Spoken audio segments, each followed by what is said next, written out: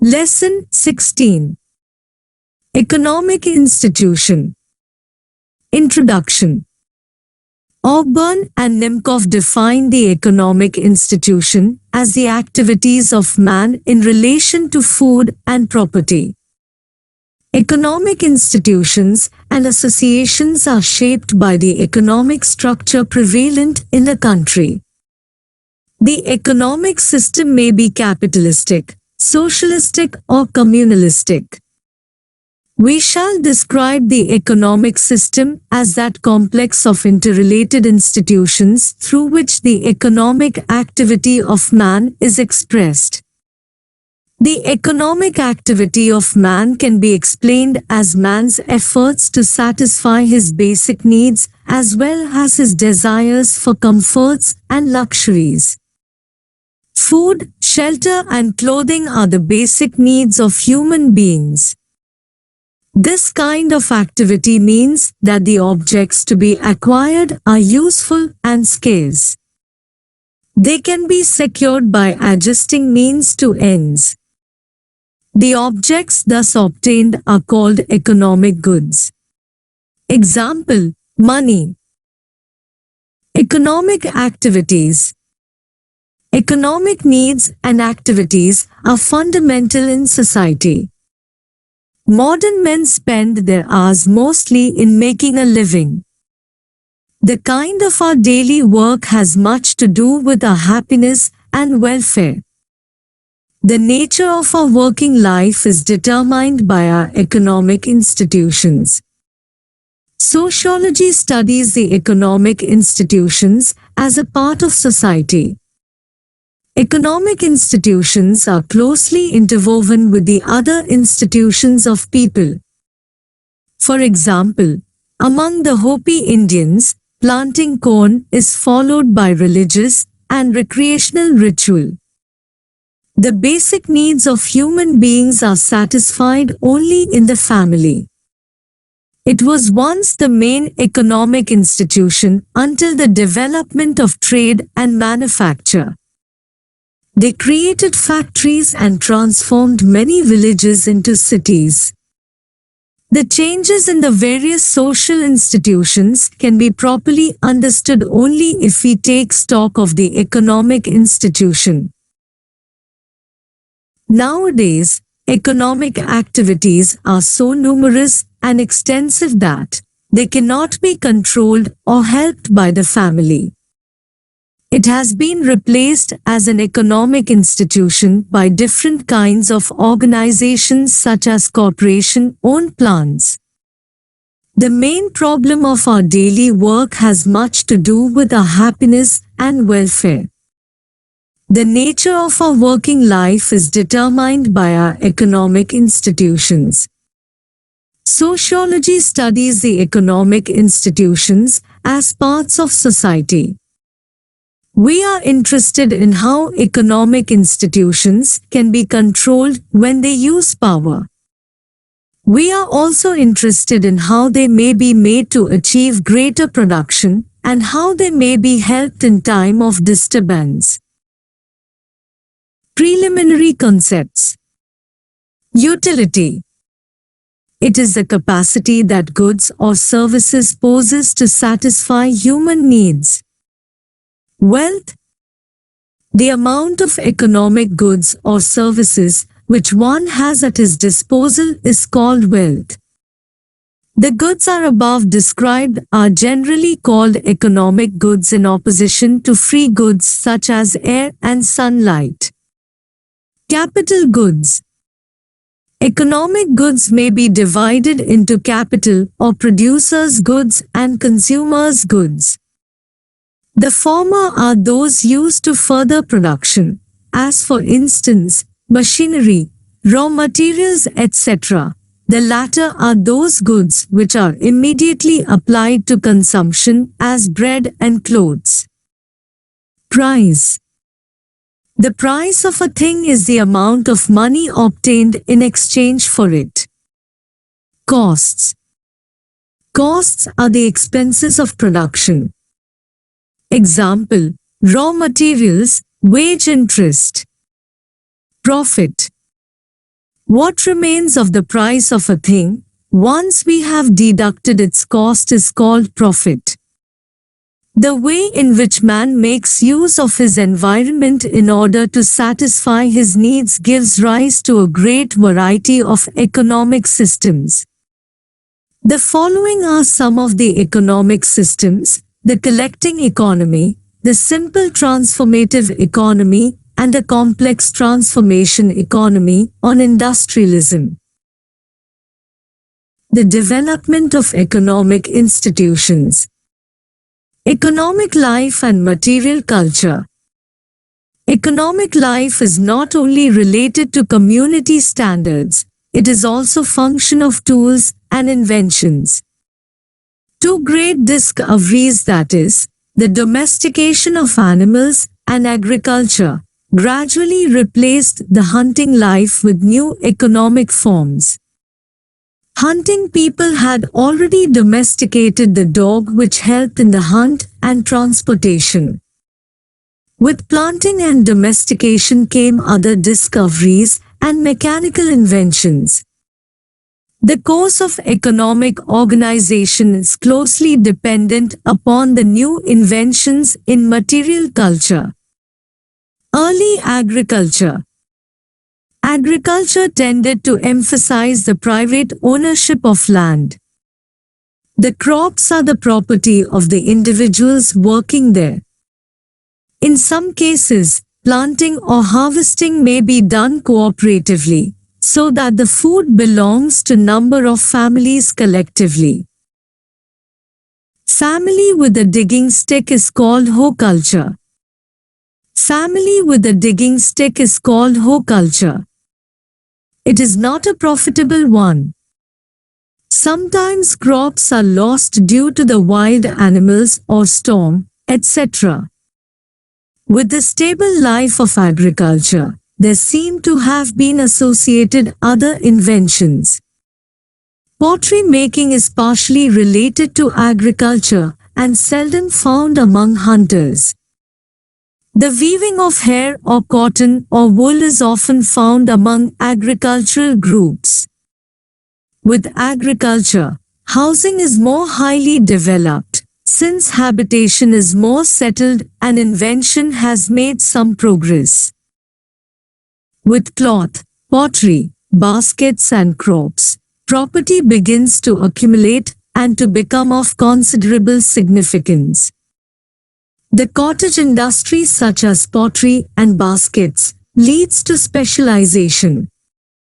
The foundations of exchange are thus laid. Under agriculture there is greater change of trade. Domestication of animals. Domesticated animals help to maintain the continued presence of food. Larger herds mean there is more wealth for exchange and trade. Only men domesticate cattle, and therefore they assume a more dominant position. People's life is more like that of hunters than that of settled agriculturists. They live in shelters because they can be quickly constructed. The growth of handicrafts. Domestication of animals helped to invent the plough pulled by animals in many countries. At this stage of plough culture, property had become quite highly developed. There was individual ownership of farmland, equipment and products. By using the power of domesticated animals and by planting in rows, a more certain food supply was possible and the population became still denser. In favorable places, surplus agricultural produce helped exchange of produce. Great distances were traveled in boats and horses. It helped to carry on trade to other places.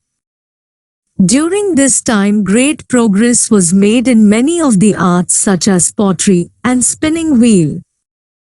The development of handicrafts means the growth of property. Men compete with each other to possess property. Different kinds of handicrafts require great labor supply. Therefore, there is the desire to extend the division of labor beyond sex and age. The economic setup may be capitalistic, socialistic, or communistic. We shall now discuss the economic institutions in capitalism and understand the role of economic associations and institutions in society. The economic institution in capitalism. Messner defines capitalism as that form of social economy in which capital interest, that is, the profit motive, is the primary driving force of the process. The major economic institutions of capitalism are private property, large-scale production, money and credit, business organization, profit wages competition, price mechanism, etc. Private property. The institutions of private property constitute the basis to economic structure in capitalistic societies. Private property is the terra firma of capitalism. Every person has the right to maintain property and increase it to any extent. The right to private property is considered a sacred right in which no one can interfere. Accordingly, many businessmen in the capitalist states own property worth crores. Originally, no one could come into possession of such vast sums of money due to agricultural-dominated business. Industrial Revolution popularized big machines by means of which a person, with a small number of assistants, can have agriculture on a big farm. But the basis of capitalistic private property in modern industry, which because of machines gives more importance to capital than to labor, and the capitalists start making unlimited profits and exploiting the laborers. Even in capitalistic countries of late, there are trade unions to safeguard the interest of the laborers. Now we cannot hire and fire a laborer as in the 19th century. Large-scale production.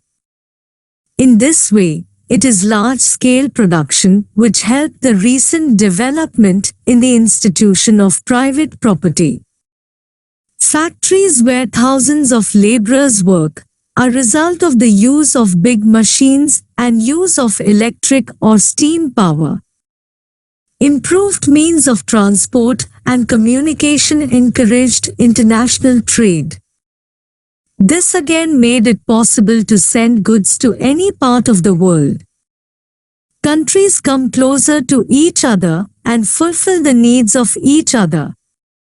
The new discoveries every day led to an increase in the quantity of production, and factories producing new commodities were set up. Thus, large-scale production is an important institution of capitalism. Money and credit. With the success of large-scale production in the development of capitalism, the institution of credit has become important. People borrowed money from the banks. Business and industry developed. Thus, despite a lack of capital, the people in the capitalist order increased private property on the basis of credit.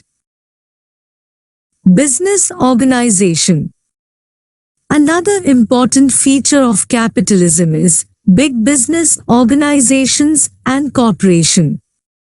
In these, the capital of numerous shareholders is pooled and industrial concerns set up. This reduces the risk of shareholders, and personal calamity of any one of them does not affect the company. Big business and industrial organizations may reduce competition and increase profit. Profit. The investors have enjoyed an increase in their profits due to large-scale production. Economic activities like production, exchange, and consumption have increased in large proportions. The capitalist invests money only the laborers carry on production. Salesmen and traders bring the good into the market, and only then do they reach the consumer. Thus, salesmen and traders make huge profits. In this system, with the increase in the importance of capital, capitalists exploit laborers as they pocket the major share of profit. Rightly, as Marx has proved, capitalism cannot even exist in the absence of the institution of profit. Wage. In this way, using the law of supply and demand, the capitalist's interest was to pay minimum wages to the laborer and to take maximum work out of him. Competition. Thus, competition is the inevitable result of a capitalist economy. There is extreme competition and rivalry between mill owner and mill owner, salesman and salesman. In order to increase the price of goods, thousands of tons of food grains are destroyed, artificial demand is created. Advertisements are in the heart of things. In this cutthroat competition, the interest of nation and humanity are discarded in the face of personal and vested interests. Price mechanism. Thus, in capitalism, the price of a commodity is determined not by its cost of production or utility, but by the law of demand and supply. People concentrate their production upon commodities which are in greater demand and short supply in order to make large profits. But an increase in production again increases the supply. Social consequences of capitalism. Some of the consequences of capitalism are good, while others are harmful. Following are some of the good consequences. High standard of living. Capitalism increased the production of luxury articles. Necessities were easily available. This raised the standard of living as shown by the average standard of living in USA. Economic growth and social progress. Capitalism led to economic growth and social progress. But the ideal of progress with justice cannot be realized in capitalism. Due to economic freedom, people worked hard to earn wealth, because it is a sign of one's social status in society. A tendency towards more efforts replaced fatalism. Unemployment decreased, and the result of a constant increase in business and industry was the economic progress of the country. Exchange of culture and civilization. Capitalism was instrumental in increasing large-scale production and business. This in turn increased international trade and means of transport and communication. People of different cultures and civilization were exchanged. Increase in the sense of cooperation. Capitalism caused an increase in specialization in business and industry. This called for the need of increased cooperation because it became impossible for one to progress without another. There is a saying that only by cooperation can mankind progress. Cooperation helped to reduce the differences based on race, creed, nationality, and caste. Economic freedom. Supporters of capitalism understand its most momentous result of economic freedom. Even an ordinary person can become a millionaire, but dint of personal effort and progress as in life, as far he may think, quotes Sharma Arin. In spite of the above-mentioned advantages of capitalism, it has proved a curse to humanity instead of a blessing. Its bad consequences far outweigh the good ones. Disadvantages of capitalism. Class struggle. Class struggle is the worst social consequence of capitalism. It created a big gulf between person and person on the basis of economic situation or financial status. In order to realize the economic interests of capitalists and middle-class people, the laborers were exploited to the extreme. If the capitalists do not resort to exploit the workers, then how can they amass wealth? Thus, the capitalists and laborers are involved in an increasing struggle and conflict. Social life is disturbed by strikes, lockouts, and agitations. Practically any newspaper chosen at random will carry a number of news stories about these conflicts. Sometimes they are settled, but in a real sense they are never settled, because ours is a dynamic economy. Obviously, capitalism increases the immorality in the lives of groups and individuals. Economic inequality. An intense economic inequality between different classes of society can be seen in a capitalist order. As a consequence, a wide difference in their living and opportunities for progress is obvious.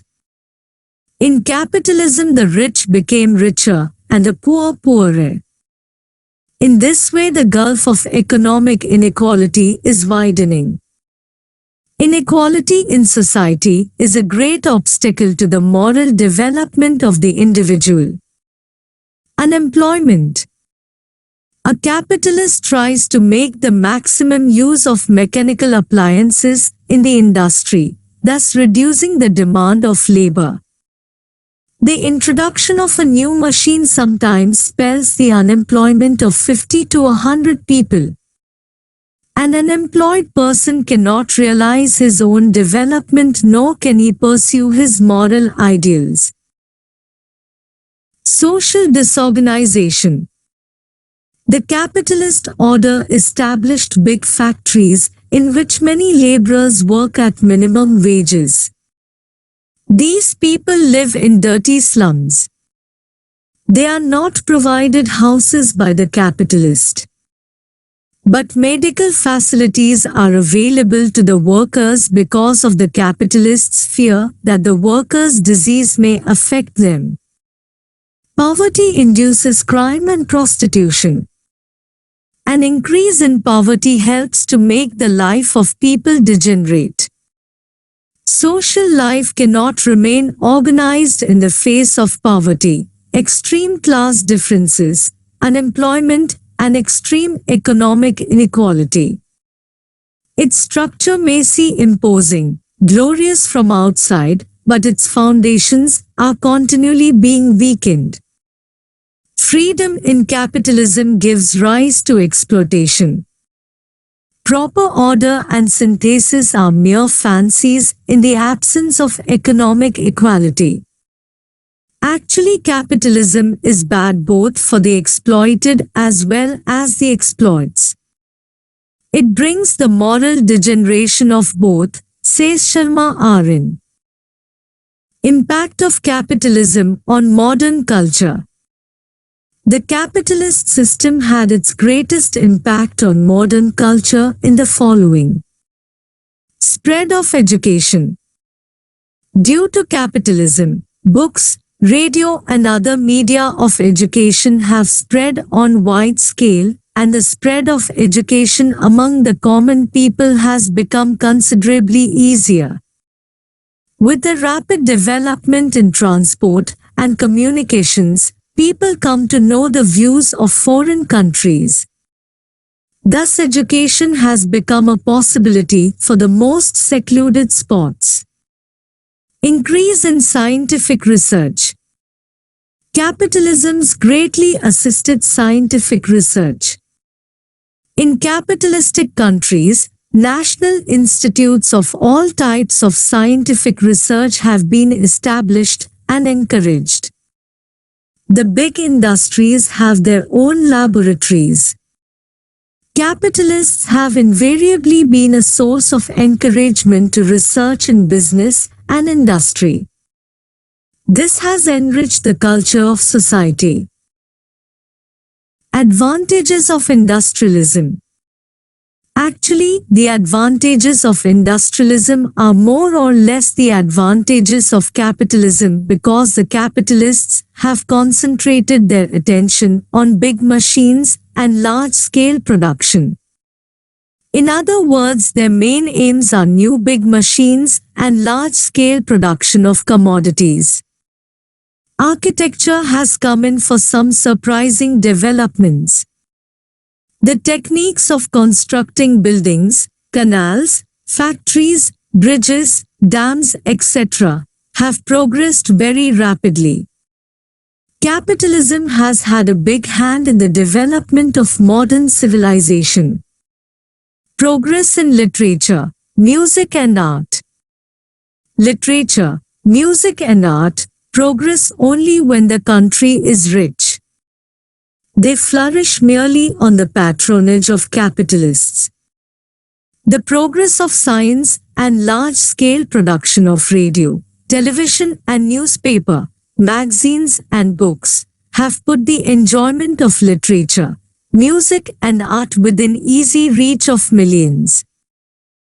But a careful observation and analysis will show that the above-mentioned favorable influences in the development of culture and civilization are the result not of the capitalist system but rather of wealth, industrial revolution and scientific progress.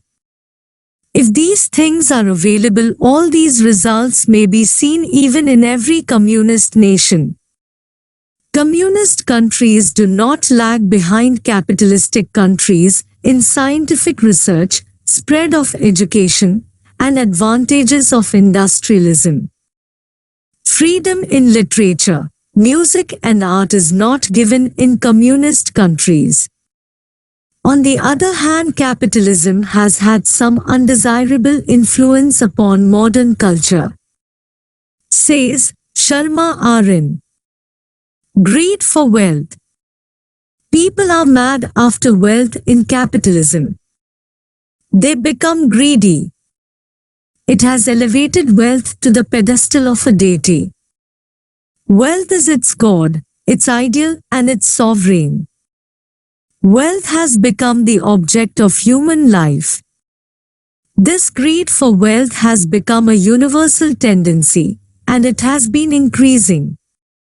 Wealth is no longer a means, having become an end in itself, and the idea of morality or immorality does not enter into the means of earning it.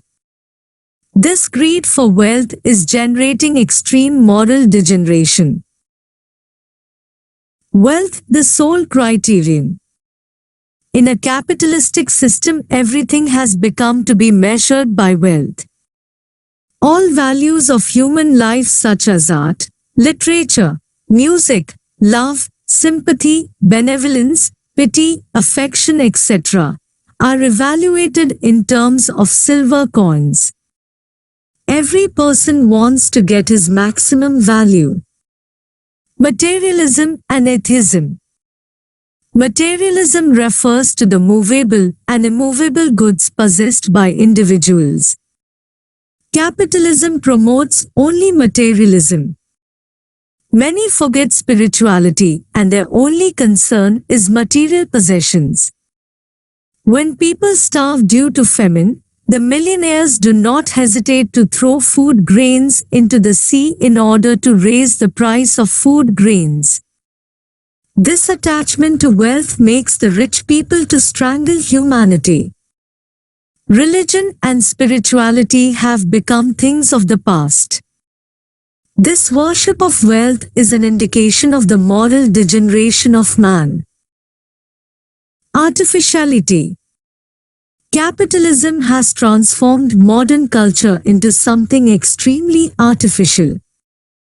Modern tourists do not enjoy nature but feels proud in collecting photography of it. The drawing rooms of the so-called cultured people are decorated only to exhibit their wealth, not for comfort. Boys and girls clothed in modern trends are absorbed in fashion. Life for the modern man is artificial. Obviously, the hope of an integral development of man has turned into despair. Emphasis on sex. Capitalist culture places extreme emphasis on sex, as it does on wealth. Matrimonial bonds have degenerated into a mere agreement for the satisfaction of the sex urge of man and woman. Family disorganization is on the increase. Premarital and extramarital sexual relations, infidelity, illegal children, abortions and divorces are increasing in numbers. Literature based on sexual passions, pictures meant to arouse sexual desires, and similar artistic pieces are the order of the day. In such circumstances, ideals and spiritual values cannot flourish. Frivolity. Freedom has been transformed into frivolity. Everywhere in literature, art, society, family, education, conduct, thought, people are breaking through all bonds. Real freedom is not in lack of control, but in self-control, in moral life, says Sharma R.N. Socialism.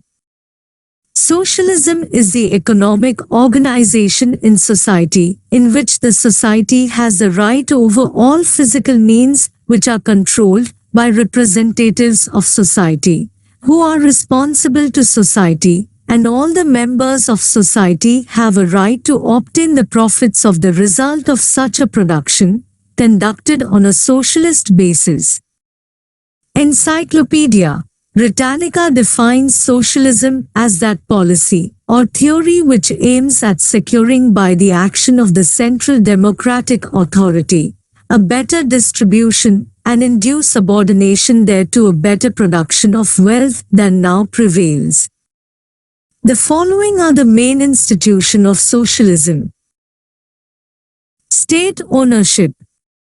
In socialism, the state owns the entire wealth of the country, that is land, industry, means of transport and communication, banks, etc. It is the state which arranges social amenities and services like education, sanitation, health, recreation, etc. Equality of opportunity. Socialism gives everyone equal opportunities for development and progress. No distinction is based on sex, caste, race or class among people. Maximum distribution of national income.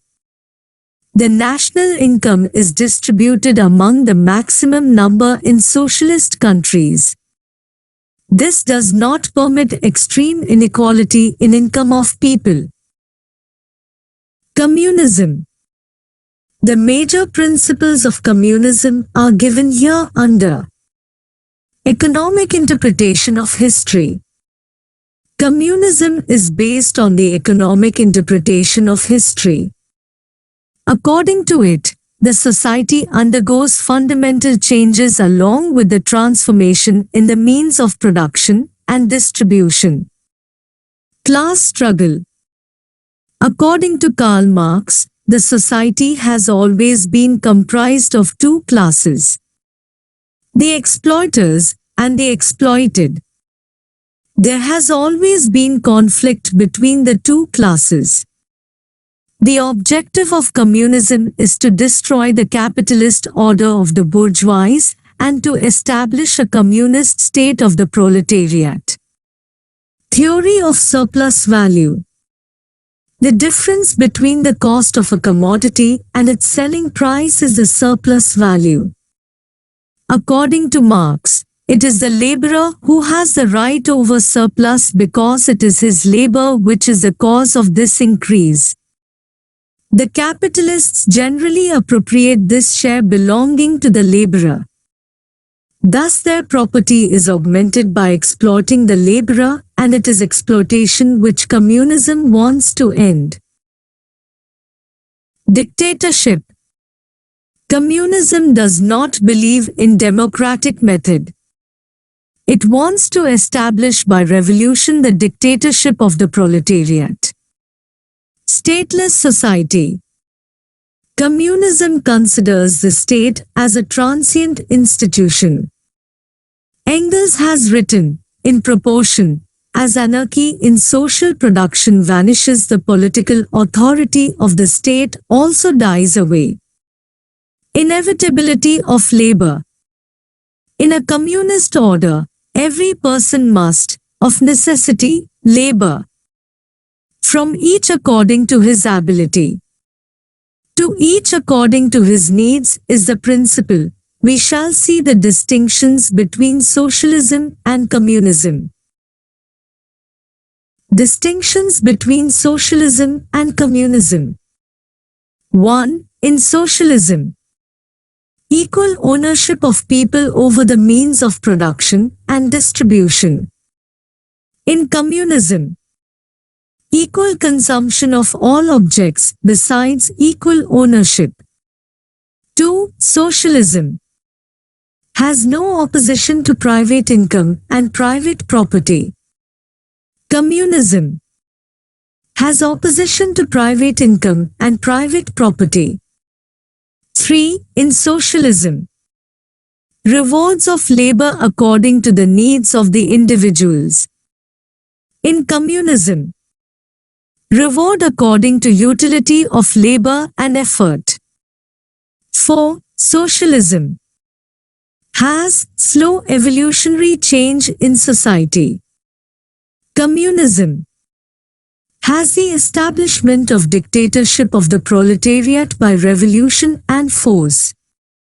5. Socialism has faith in democracy. Communism is against democracy. Distinction between capitalism, communism. Capitalism and communism differs in respect to owner of institutions like right to property, distribution of property, communications, education, health, transport, insurance, credit and the organization of the price mechanism, etc. Because of these differences, these complexes have acquired different characteristics in the two orders. Right to property. In capitalistic order, property is private and an individual's right over it is recognized. In communism, private property cannot increase beyond a fixed limit and the state owns all the property in the country.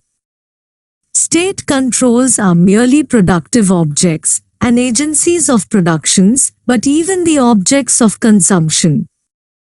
Land, factories, means of transport, etc. are all controlled by and belong to the state, and all are nationalized. The entire property of a communist country is treated as public property. Distribution of property. Under communism, every individual has to work to the best of his ability, and he is given wealth according to his needs, from public wealth.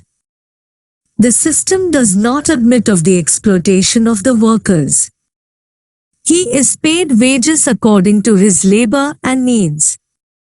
He does not have to resort to quarrel for wages.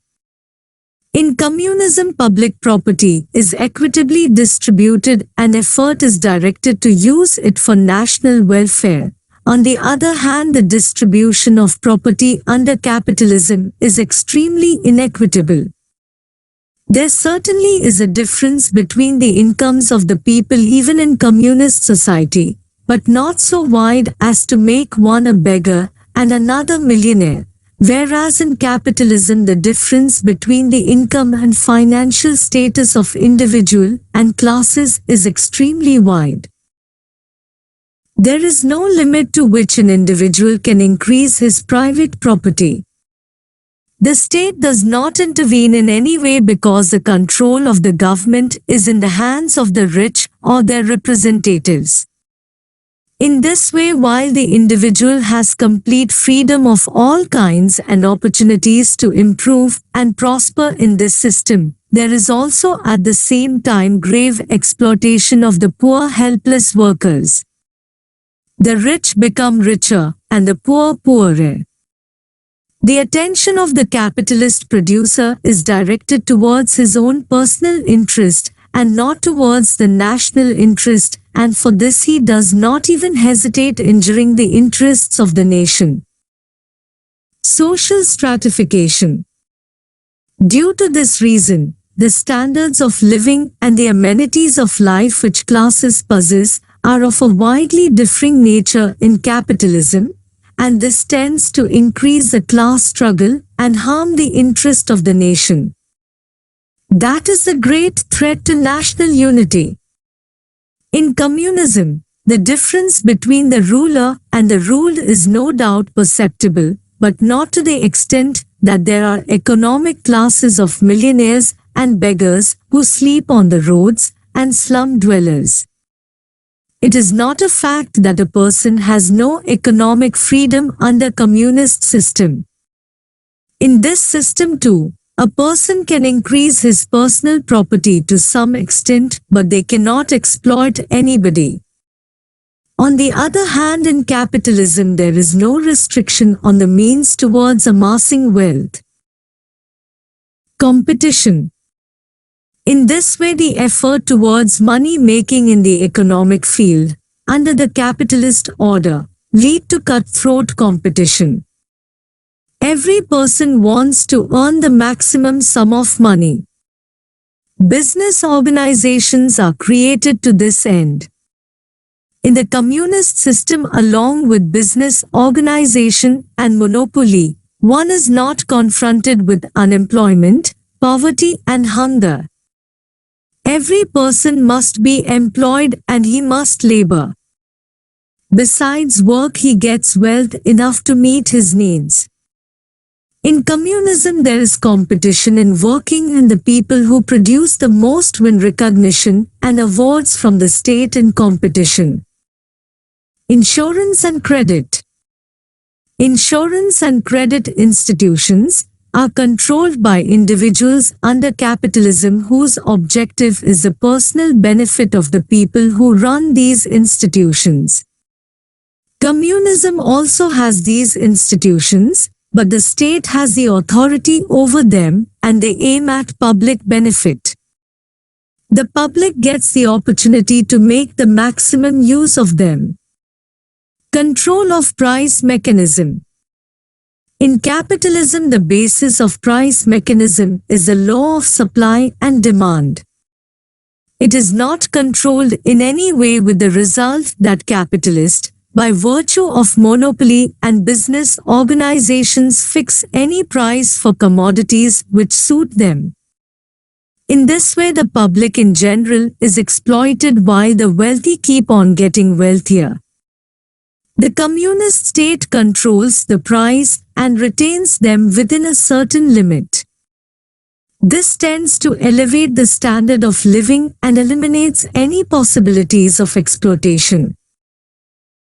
Other institutions. In fact, one can broadly state that in communism the government is in control of most of the institutions, while in capitalism most institutions are individually maintained. Thus, under capitalism such institutions as transport, advertisement, education, health, etc. are controlled by individuals or business concerns. On the other hand, under communism these are nationalized and controlled by the government in public interest. From the above-mentioned description of capitalism and communism, it is evident that communism creates better conditions for the development of the individual. But the sovereignty of state authority sometimes deals a serious blow to the freedom of the individual and intervenes in his moral development. Thus, the best alternative is socialism. It has neither the violence nor dictatorship of communism. Only in socialism the circumstances and environment conducive to the integral development of man can be created, says Sharma Arin. Industry and the social system. We shall now consider the two important elements such as industry and agriculture in our economic system, since they are very closely related to our social life. Industrialism is one of the results of the Industrial Revolution. The term Industrial Revolution was coined by Arnold Toynbee. It describes the swift and far-reaching changes in our economic and technological orders. The Industrial Revolution ushered in the present age of industrialism in which we are living. The most important feature of industrial system is the application of mechanical power to work machines. Another peculiar feature of this system is the adaptation of new inventions in industry. It increased the production of industry and helped traders to accumulate capital. This way, capitalism came into being. The factory system replaced the domestic. At the same time it brought new problems which were going to shake the social order to its foundations. One of the beneficial effects of industrial system was considerable extension in arts, sciences and general literacy. With the march of industrialism and the development of science, health conditions improved considerably. For all its accomplishment, the system brought many evils in its wake. There were periodic economic crises, waste of land, raw materials, excessive concentration of capital in few bands, and the growth of monopoly with its inherent skills, unemployment, starvation. In the midst of plenty, conspicuous waste and consumption, side by side with dire poverty have been the evils of this system. Finally, we must also point out here the increasing awareness that the economic system is a function of the social system and as such is meant to be subservient to common good. The subordination of the economic to the social has been recognized in every society from the most primitive to the most modern. Agriculture. Agriculture is the backbone of Indian economy. India lives in her villages. Agriculture is the predominant occupation in rural India. The problems of industry are given more importance than agricultural problems because its problems are more modern. The problems of industry have been more widely studied than this agriculture. This is particularly true of India, as A. Desai remarks. The literature on the rural society is insufficient for adequate understanding and development of Indian society in the past and as it exists today. The problems of agriculture may be of the agriculturists themselves. Therefore, tiller should own the land. There has been land sealing acts in our country to make the tiller as the owner of land. Thus, this incentive is permanently stimulated in a peasant. He gets a psychological satisfaction that he is the master of the land. His occupation in the land is the source of his status and recognition that is the foundation and support of his economic and social life. If he becomes a member of a farming and credit cooperative society, it offers him the advantage of cooperation for the development of his social and cultural interests. It goes without saying that the agriculture of a country, which is the basis and support of its economic life, should be so connected and harmonized with the industrial system that improvement in one would imply improvements in the other, and both should work as two parts of one and the same system. In a well-organized economy, there is no opposition between the town and the country, industry and agriculture. There is only difference of function and habitation. Cooperation has been flourishing in India. The zamindar problem is solved in favor of the cultivator by legislation and Bhudan Yagna. There is still a long way to go in the field of agriculture, but there are encouraging signs of eventual success in the field. According to an Indian expert, S. Annamalai, what is of vital importance is the creation of a rural environment that would generate a spontaneous urge among the rural population for a higher level of living in terms of food, clothing, housing, educational facilities, and cultural opportunities. This inner urge of rural community, harnessed to cooperative efforts and a dynamic state policy, would go a long way in lifting up Indian agriculture from stagnation and backwardness. Summary: economic institutions and associations are shaped by the economic structure prevalent in the country. The economic system may be capitalistic, socialistic or communalistic. The major economic institution of capitalism is private property, large-scale production, money and credit, business organization, profit-wages competition, price mechanism. Capitalism increased the production of luxury articles. Capitalism led to economic growth and social progress. Communism is based on the economic interpretation of history.